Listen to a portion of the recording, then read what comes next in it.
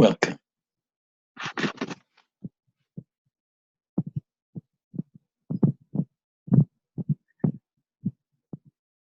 I love you all.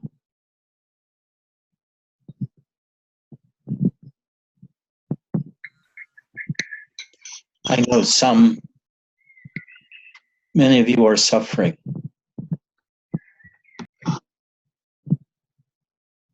The pain of working and living in the mundane world seems to drag you down, take away your energy, make it seem hopeless to ever get to a place of peace or bliss.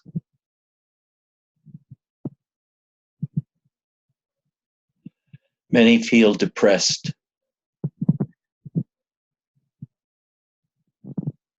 Some feel angry. Many feel worn down and tired.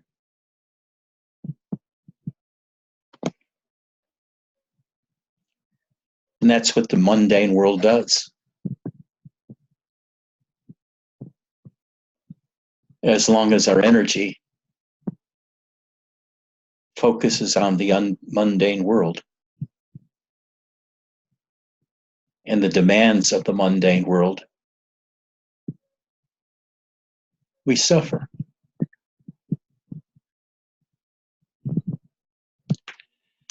I remember there's nothing I hated more than the sound of an alarm clock going up, waking me up at 6 o'clock in the morning, telling me I had to start another fucking stupid day working in some office or somewhere else, or go to school and take classes.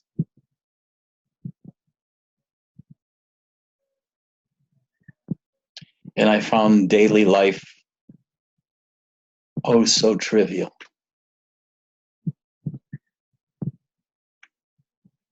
What was the point of breaking my ass or my brain to solve problems people really didn't care about in order to make money so that I can do the same thing the next day and the next day and the next day and the next day? My heart certainly was not in the mundane world of saving money, paying bills, doing work,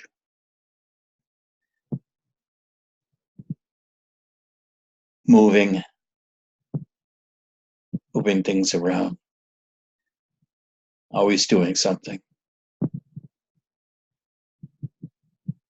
It was a huge drag. And then I discovered the life of being a monk. And it seemed different for a while.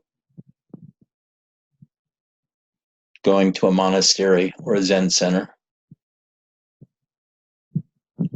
where they spoke Japanese or Vietnamese or Korean, Sri Lankan. Each one had a monastic tradition. Each one took that tradition as the breath of the Buddha. It became holy. And I could feel that sense of surrender they had and devotion to that lifestyle, even though they became totally indoctrinated and became a zombie of that lifestyle. They did so, but they were happier than the people in the mundane world, because they had a degree of introversion, of just being inside themselves. But when most of us are studied in spirituality, we can't do it outside of the structure provided by the mundane world. We come to satsangs mainly on Sunday or Saturday or Wednesday. But really, most of our life is in the mundane world. A daytime job or a nighttime job. A lot of details in terms of errands that have to be done every day. Cleaning the house or the apartment. In my case, changing the litter boxes. Cleaning up the poop and the vomit from 6 cats.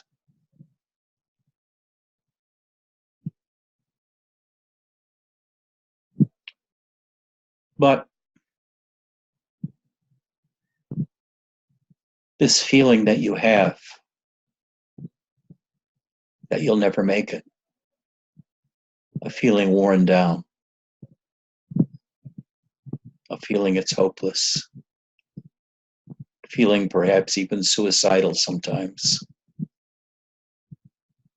feeling depressed, without energy, without ambition.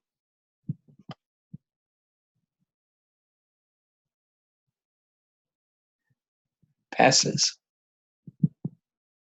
if you're in a spiritual tradition. This period is known by various names. Dark night of the soul, the upward path, the narrow path. Or in the case of, if you're in Japanese Zen in a monastery, it's just like a concentration camp. It's not much fun at all.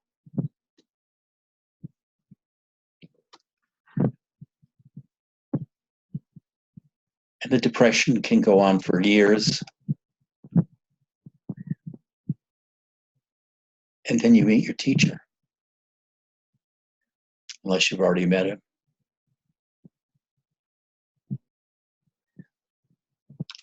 Things don't change much at first, except you feel like you're onto something. But you still feel depressed. You still feel worn out. You still feel that your life is worthless and just repetition of uselessness.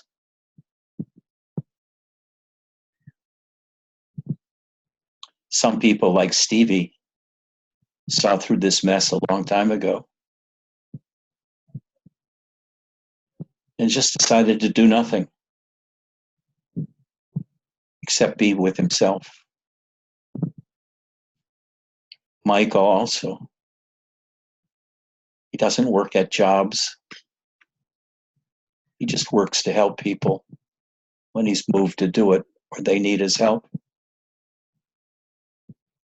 He's essentially left society, working on himself.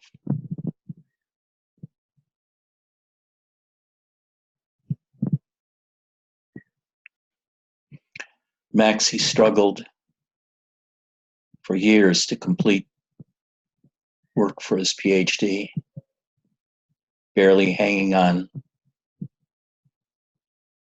by the edge of his teeth until it was done, because he hated the work, thinks academia is a waste of time and stupid, but he persevered.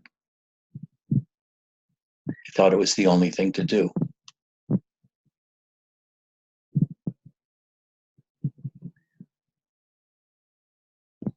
Angela left a difficult situation with her father and has been thrust into unbelievable uncertainty, very hard physical work that must come as a great shock to her system. because while she was with her father, at least she could be by herself and have more time for spiritual practice. Now she's ground down by work and lacks the ecstasy she used to feel. It only comes back once in a while as a reminder. These things happen to all of us. This dark night of the soul.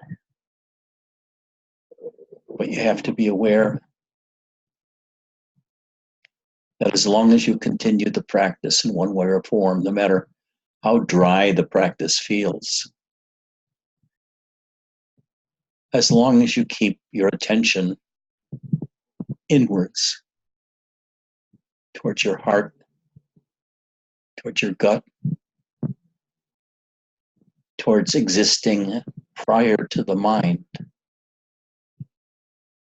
in the body, prior to the mind, prior to being in your brain, and instead stay in your chest, your gut, your pelvis.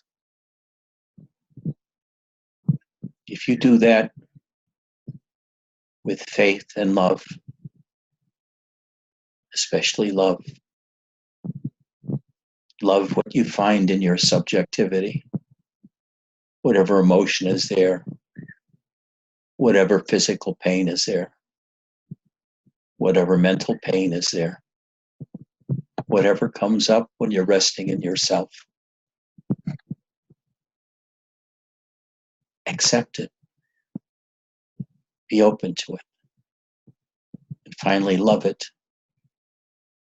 And when you love it, bring it into your heart, where it's absorbed, and its energy is given to your entire psyche.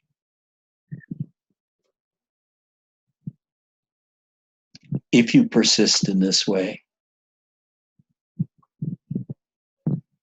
it's almost inevitable that you'll awaken. It's much, much harder when you live alone and you're the only one doing this spiritual practice. It's a difficult place to be. One step in the spiritual world, one step in the mundane world. And it's hard to know how to let go of the mundane world and just throw yourself into spirituality. However you do that, how do you do that? And then for each person, it's a different answer. I just quit my job working, doing demographic analysis for the county. And I left to go camping in the desert with Who Am I and a couple of other books. But I got so distracted by the landscape and the wildlife and the heat that I really didn't do much spiritual, except get away from those jobs.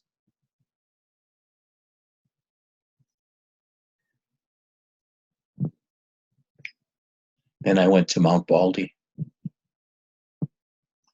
And there was in a Japanese concentration camp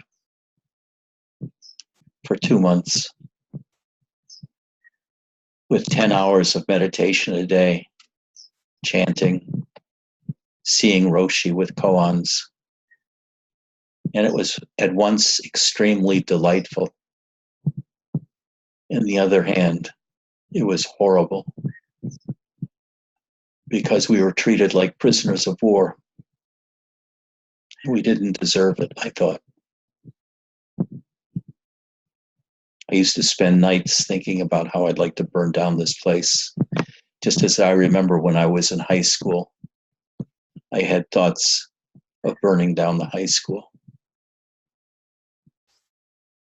Schools are such a waste of time. Except maybe if you're in a technical school to learn a trade, a 2-year school. but 4-year colleges and advanced degrees.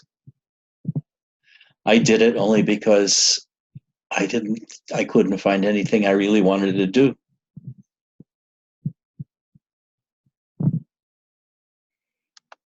But when I left my job, there was something I wanted to do. And my idea was I wanted to find self and I wanted to find God. Eventually, I found the deepest self with Robert in 1995. Then I found God in 2010 by falling in love with a woman. And that love became transmuted into divine love. And divine love became transmuted into God realization. 2 realizations. It made me realize that what most teachers say is that the spiritual journey is twofold. One way is upwards towards the transcendental, towards God or self-realization. And the downward trip is after you become self-realized, to entirely re-own your body and the feelings of your body. Or as Zen puts it, at first a tree is a tree, then it's not a tree, and then it becomes a tree again. Or as Sun Tzu puts it, first you discover emptiness, and with it bliss.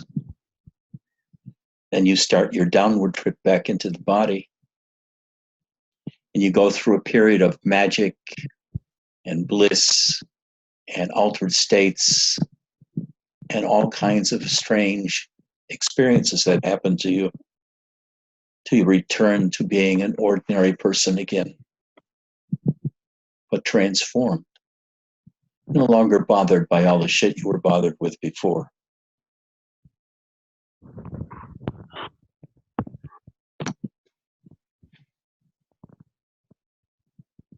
Now, for me,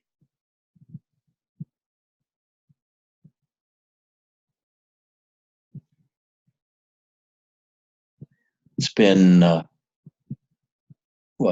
24 years after my first realization, 9 years after my second realization. And what is it like for me?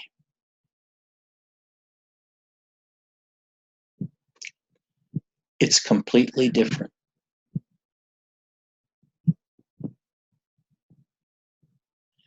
Now, instead of seeing the world and myself in terms of objects that have substance, I see things in terms of energy patterns with no density, and things are always changing. My sense of self no longer feels the extraordinary energies of Shakti like they did a few years ago. But what I feel in its place is me as spirit.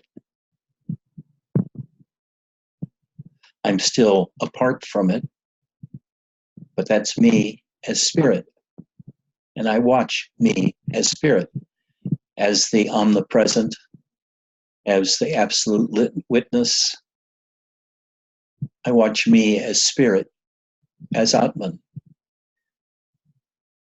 As Brahman, I'm the watcher and the feeler. As Atman, I'm the human body, the energy body, and the sense of life within at all times. I'm the movement of the energies, the perceiver of thoughts on the personal level.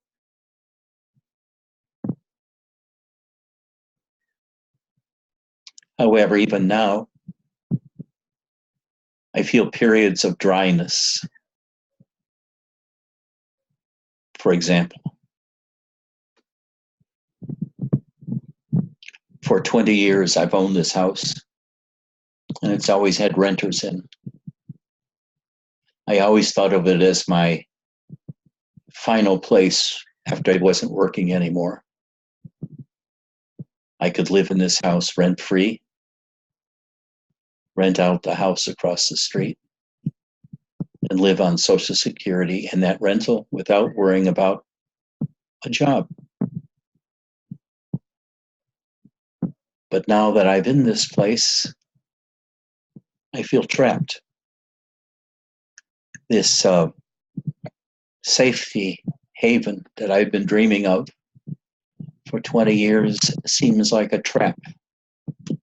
I no longer have the freedom to do anything I wanted to because I'm tied down by a relationship, 6 cats, and the ownership of 2 houses and the maintenance of those 2 houses in terms of the financial burdens.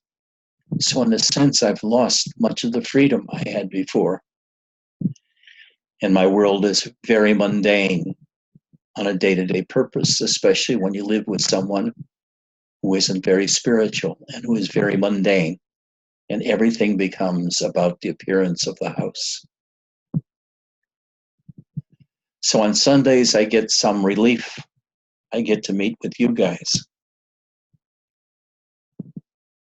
We're all going the same way. We want God. We want self-realization. We want the absolute.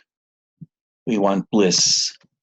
We want to feel the energies within, have our spiritual heart opened, and feel the flow of divine love, divine energies. This is our ashram, so to speak, but it's an ashram only 1 hour a week. Otherwise, we're spread out all over the world. And this dilutes our spiritual practices. I can assure you of that. I spent most of my adult life in ashrams or Buddhist centers or living near them and going there every day. There is nothing like life in an ashram where you're all serving the same principle, which is self-realization or God realization. You do the same practices, not necessarily all at the same time, but it's the intent of the entire ashram that we go to God or we go to emptiness. It's in together action, as Sansanim used to say. And it's liberating because we don't fight in different directions, each to get what we want. We all go in the same direction of finding God, finding ourselves, finding the absolute, finding the witness, finding peace, finding bliss, finding love. The only other thing that is nearly as great as ashram life is being very deeply in love with another person or another object, a cat, a dog, a giraffe, a rat, and loving and being totally devoted to that creature and surrendered your own life for the good of the other, to be of assistance to the other, to love the other, to bow to the other, and just sink to the ground, worshiping the other. Because that can result in becoming God. However, it's a kind of love that goes way beyond what most people consider romantic, surrendered love. The love is so intense, so sweeping, that most people can't endure it and they run away from it. Young people have the capability of loving this deeply. but usually they're hurt in their first few love relationships, and they never give quite as much after a while as they did at the beginning. But if you're ready, if you're really ready to find God, to find yourself, you'll be of such a mind as to be able to completely surrender, to fall to the ground and worship the person you love. Kiss her feet, lick her feet, put her toes in your mouth, and just want to die with her. Whatever she wants, you want to give it to her. And vice versa for a woman, or not. Those two things, the ashram life of living one life together, a spiritual development, of unity of purpose, unity of training, performing actions together, or deep, devoted, worshiping love, along with complete surrender. These can take you to God so much more easily than living alone and fighting your experiences or being eaten up by the experiences in the mundane world.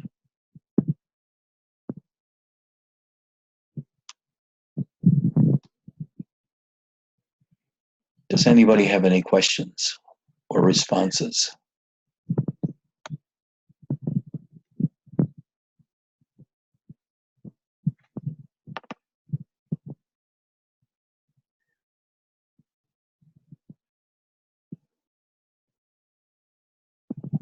Raju, any questions? First thing, it's my great fortune to be in your presence, Guruji, and in the presence of a lot of other sadhakas. Thank you for allowing me to attend. Of course, I have a lot of questions, but having seen a lot of these satsangs now, I feel like today your discourse is specifically targeted me, even though it may be typical for many people here. You kind of gave a beginning and almost brought to an end of summarizing the journey from starting as a seeker and how you end up from knowing God and becoming God. My there are many other things that I have in my mind to ask, but in your statement now, is it a sequential thing, Guruji, that you should know first and then become uh, as a process? To know yourself first and then become God, or is it possible that you become God just giving unconditional love or getting the unconditional love, and then that will lead you to knowing God? You know, it's different. The spirituality for me, because I was in Zen and I was in Advaita Vedanta, the Ramana tradition, and I had experiences in different sequence. It's possible to start at either end, to find emptiness and the absolute first, and then to be brought out of that through love into a descent back into the body and loving people in the world. But I don't think you can think about or be called enlightened unless you've walked both paths. You've walked into the absolute, into that which is beyond consciousness, the imperturbable, the unborn, and then from that position reincarnated back into your daily life through love, through surrender. Or you can do the love and surrender first, and after you've completed that particular task of feeling yourself as God and as the life, it begins to fall away, like happened to Bernadette Roberts. First, she was in God realization for years, and then it began being taken away from her, bit by emptiness. And she was horrified because she was losing God, but she gained eventually the absolute and emptiness. So it's a complete round trip that needs to be completed, and you can start anywhere. If you are devotional, I suggest that because it's a very powerful path with lots of things that happen on it that keep you interested. The more narrow path of Advaita, doing self-inquiry, trying to find the feeling of the self and dwelling there, is a very narrow and dry path. It's better to do that secondly, when it happens to you automatically, rather than as a means to effort, like with Nisargadatta or Robert Adams. Because you're going to dry out with that path, and it's better to start off being wet rather than a normal human being. You should be fully immersed in God and love, and then walk the path of Advaita, of knowing the self beyond all, the unborn state. And Guruji, in that, maybe this is my background. I was fortunate enough to have very loving parents. I have a beautiful family with my wife and daughter, and my good job, and I basically achieved everything I wanted to. And it is more from that achievement or accomplishment or contentment. I always had this vacuum that there is something greater in me that I need to accomplish. And even though inherently it has been there, now it has come to a point where the mind is ready to accept the next, big goal. And I know this is the eventual goal that is permanent. But because of the mental conditions that you kind of go through, and I'm 40 now, and last from birth to now, the mental conditions that happen, while it is easier to be devotional. At least I was always devotional, but your mental conditions apply a very tough filter in just being able to surrender to anyone. And because I also feel detachment, because I feel everything is temporal, so I need to catch to that one thing that is permanent. Somehow it made me feel that the self-inquiry sort of a method made you latch onto that, maybe it's the I amness or the beingness, to allow you to enhance your ability to perceive, because that's what I feel lacking today is your mind doesn't give you the ability to perceive, but the ability to perceive is the only way that you can connect with any other thing. And maybe this could be out of some naivety on my side, but can you clarify that that is a right thinking or not? Uh, from my point of view, both types of path, the mind is your enemy, not your friend. That the mind, really, when you're in your mind, you're focused, your energy is in your third eye or in your brain or in your mouth, in this area. That the best thing to do is to sink into your body, bring the focus of consciousness, your center of gravity of consciousness, downwards into your heart, where you feel, or into your gut, where you tap into divine energies. It's not a matter of grasping onto something anyway. It's a matter of letting go of everything. But as long as you have the devotional nature, I'd say keep it devotional as long as possible. That way it's wet, it's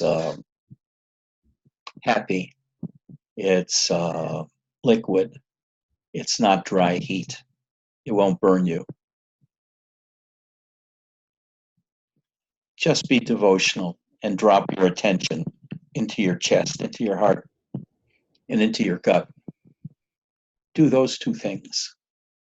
And love everyone when you can do it.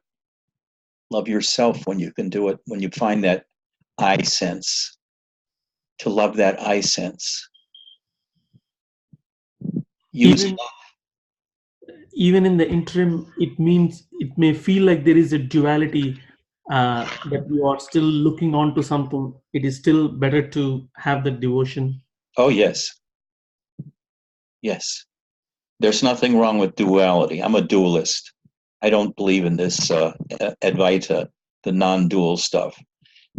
Being able to worship and to treasure others is a dualistic state, and I'm all for it. It's more Christian, it's more Western, it's more easily done than the abstract way of looking for oneness. Oneness is only a state. It's really extraordinary when it happens to you, but I'd readily give it up for two-ness, to keep the I in the Tao. The Tao is for loving. The Tao is for being loved.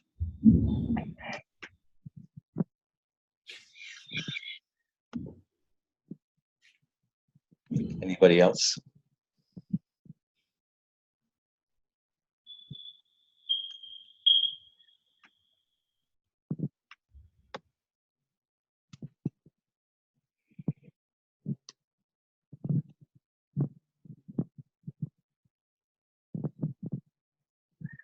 I've got a cat about 5 feet away from me that's snoring very loudly.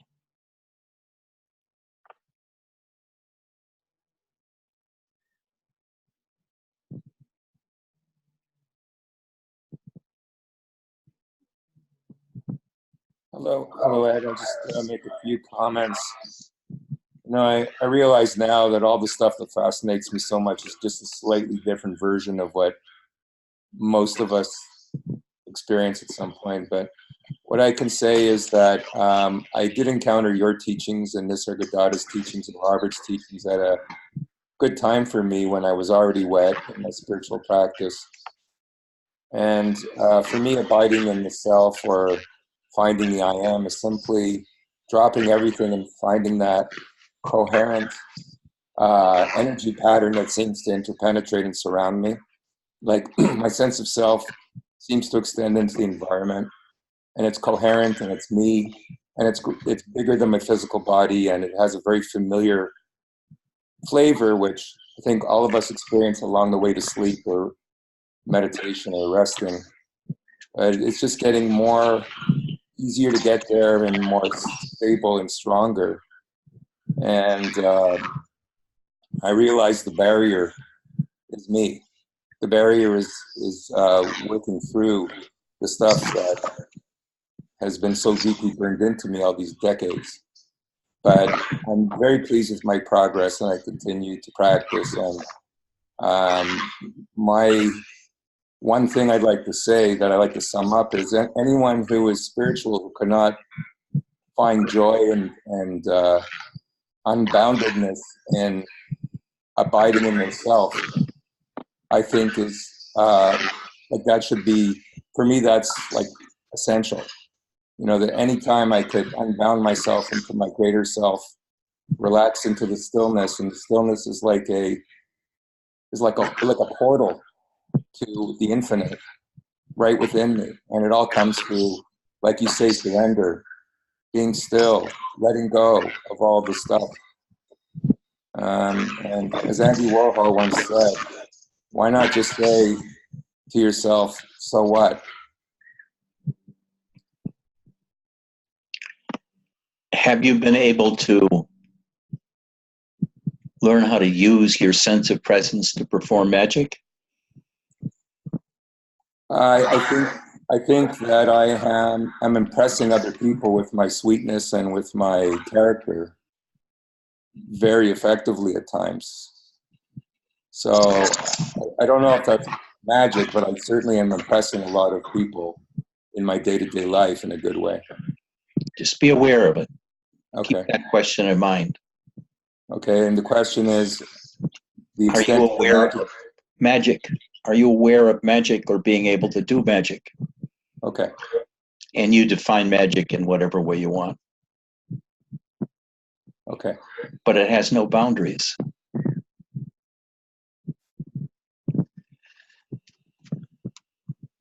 Anybody else? BJ, how are you doing?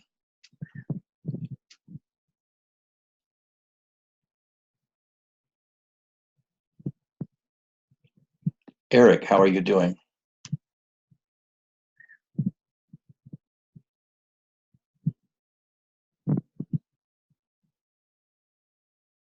Josh, any questions?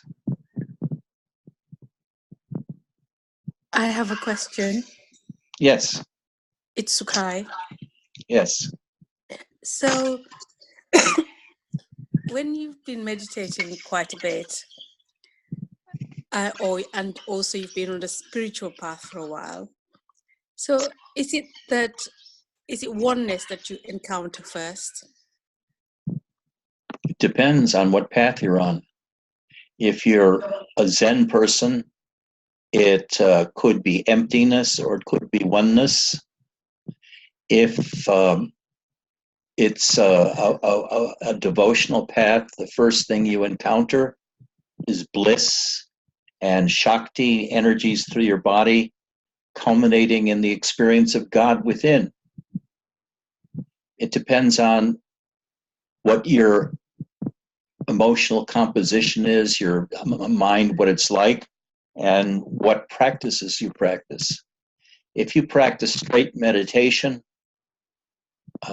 similar to a Zen meditation, similar to shikantaza of doing nothing except sitting in silence, the first thing you might experience is oneness.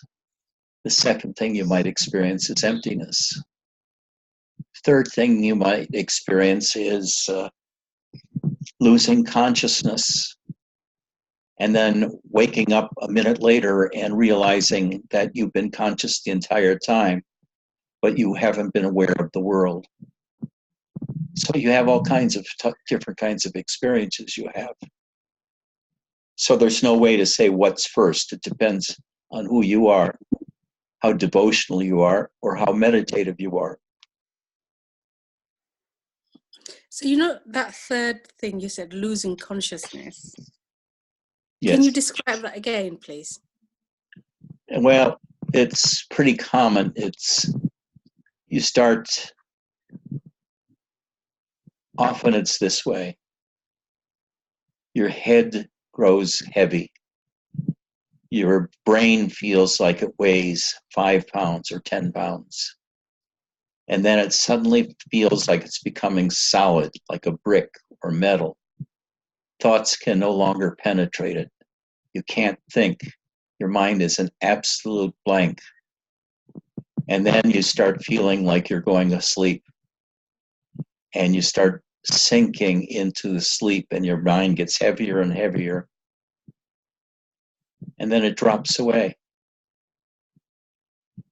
And you come to 3 or 4 seconds, 30 seconds later, and you realize for a time there was nothing going on, but you were still aware, but you were aware of nothing. When you're in that place, you can't say anything because the mind isn't there. But afterwards, when the mind comes back, the mind can articulate that briefly it was conscious without any mentation whatsoever. That's sort of one step. It can recur hundreds of times.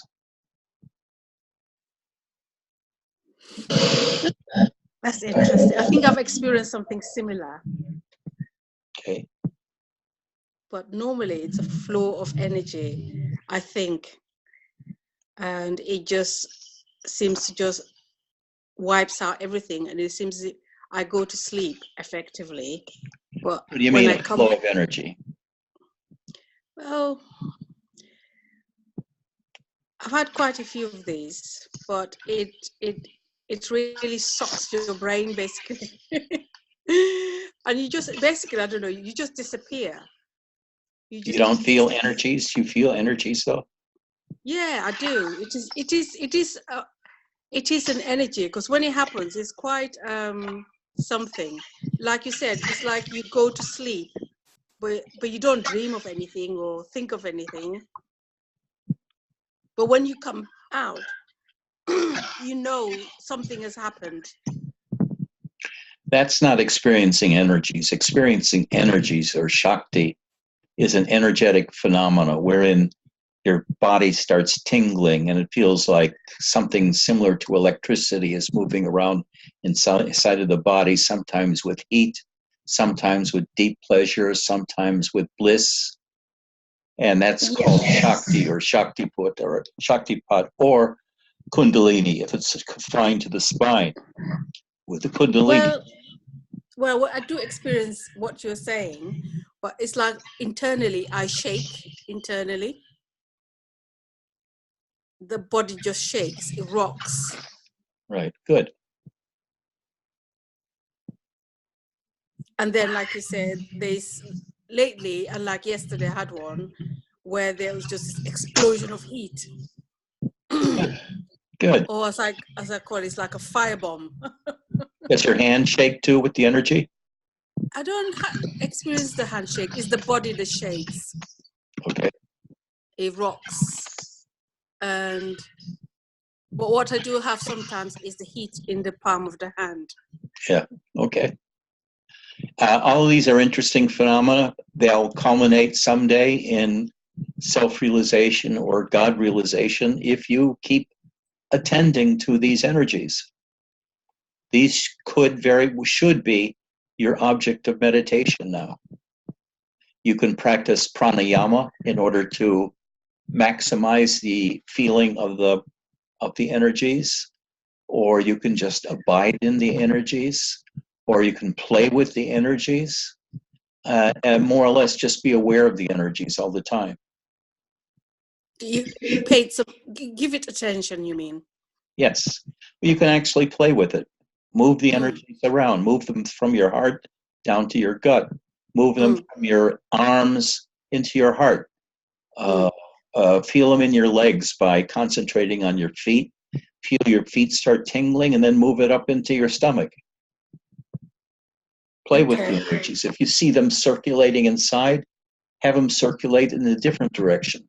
Have them go from one chakra to another, and imagine it as a line of color moving from one chakra to another and activating each chakra in succession. I've noticed though that, yes, I do have that. And that happens, I don't know when it's going to happen, but it just happens either during meditation or outside of meditation, or if I'm concentrating on something. But sometimes when I'm meditating though, I find that when I go into the meditation, I just sit down, the energy is so still. It's like, it's just all blank. I can't hold on to the energy. I don't mean hold on. I can't like you say, like you sense it. It's like I welcome it when it's there, because it's easier to meditate when it's there, because it's like almost you have something to focus on. But sometimes it's just absolutely still. There's nothing. Right. But I can sense it's there, but it's not moving. It's just absolutely still. That too. But I don't like that. These are all energy phenomena. And I don't like that one when it's absolutely still. It doesn't matter whether you like it or not. It's there. It's an experience. Take it. Just keep playing with the energies, feeling the energies, whatever permutation or form it takes. That'll be your spiritual practice. You'll become an energy junkie. Well, to be absolutely honest, it is very nice sometimes. It is really nice sometimes.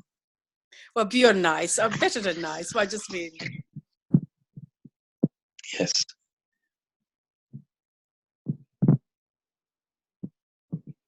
Okay, that's all for me. Thank you. You're welcome.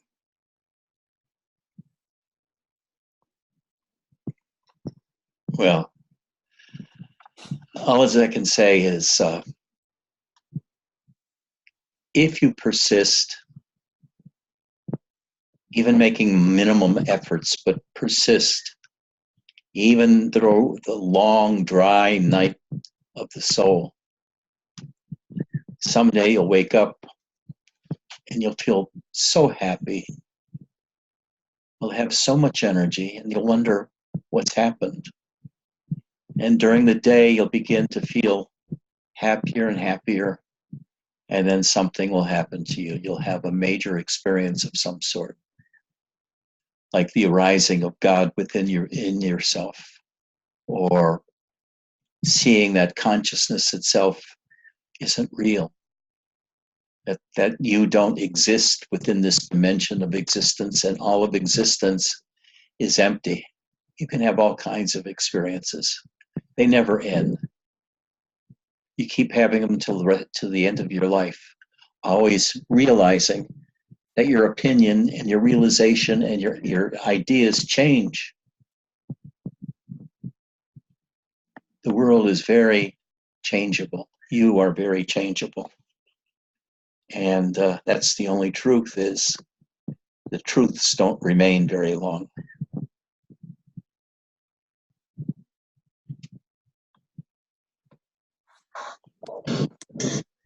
I love you all. Try to feel that. Try to feel it around you. Try to feel it in your body. Try to feel that in your head, your heart. And love each other in the Sangha too. Make it a family thing. Come back next week, same time. Bye-bye.